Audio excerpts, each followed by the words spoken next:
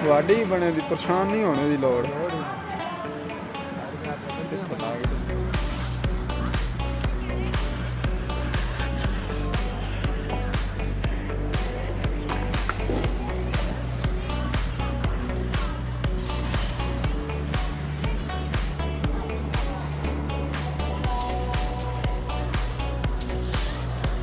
हाँ जी साइलेंडर पा रहे हो